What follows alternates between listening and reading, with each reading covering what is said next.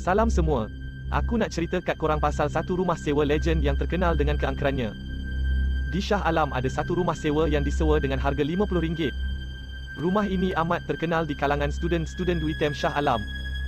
Aku dengar kisah ni daripada senior-senior aku. Rumah ni dikatakan begitu keras kerana terdapat kes pembunuhan di rumah tersebut di mana mayat mangsa disimen di dalam dinding rumah itu. Sehinggakan sekumpulan pelajar tahfiz yang menyewa pun tak tahan dengan gangguan yang ada dekat rumah tersebut. Dikatakan bahawa pelajar tahfiz ni bertahan duduk di rumah tu hanya 1 hari sahaja. Pada malam hari pertama mereka duduk dekat rumah tu, diorang ramai-ramai duduk di ruang tamu rumah. Tiba-tiba ada satu benda yang jatuh dari atas. Rupanya benda yang terjatuh tu ialah sebiji kepala yang berlumuran darah. Maka lari lintang pukanglah semua berbudak tahfiz tu. Antara kisah yang paling terkenal ialah kisah tragis student UiTM yang menyewa di situ. Ada 8 orang student UiTM yang nekat untuk menyewa di rumah tersebut. Macam biasa banyak gangguan yang mereka alami. Insiden pertama berlaku pada pukul 10.30 pagi sehari selepas mereka mendiami rumah tersebut.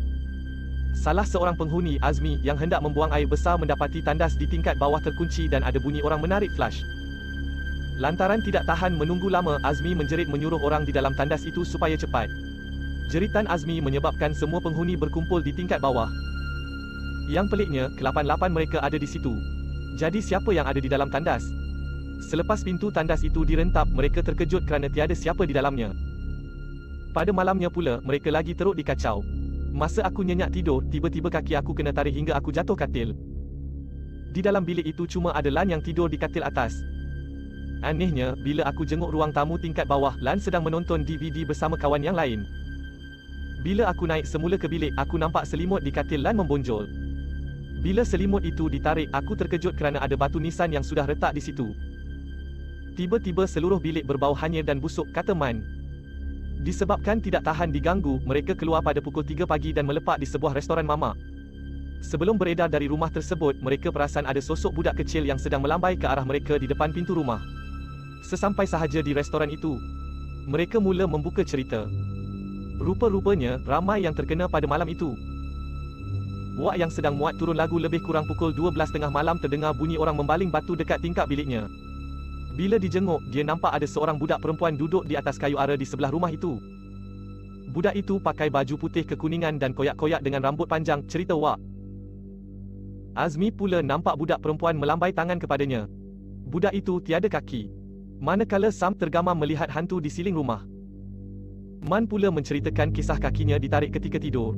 Tapi bila dia kata yang rakan-rakannya sedang asyik menonton DVD, mereka semua menafikan dan menurut mereka pada waktu tersebut mereka semua telah pun berada di luar rumah.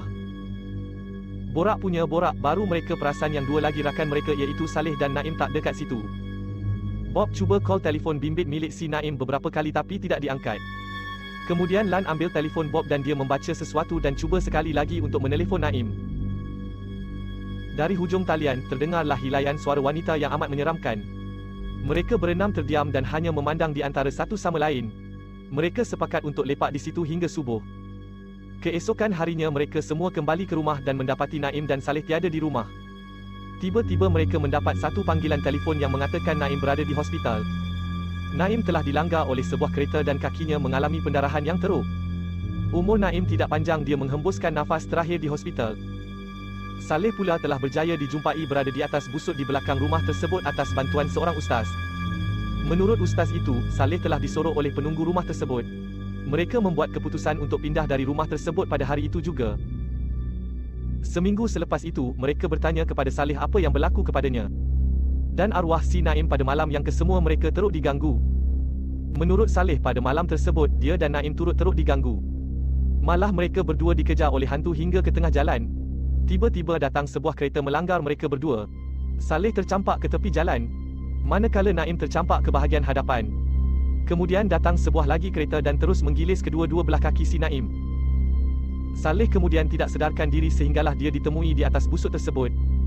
Saleh juga membuka rahsia yang dia telah mencangkul busuk itu manakala Naim menguis-nguis busuk itu menggunakan kakinya. Mungkin sebab itulah mengapa kaki Naim parah digilis kereta. Wallahualam. 3 bulan kemudian Saleh jatuh sakit dan telah meninggal dunia. Begitulah kisah mengenai rumah sewa yang berharga RM50. Kalau korang ada pengalaman atau merupakan bekas penyewa rumah tersebut, bolehlah kongsi pengalaman korang di bahagian komen.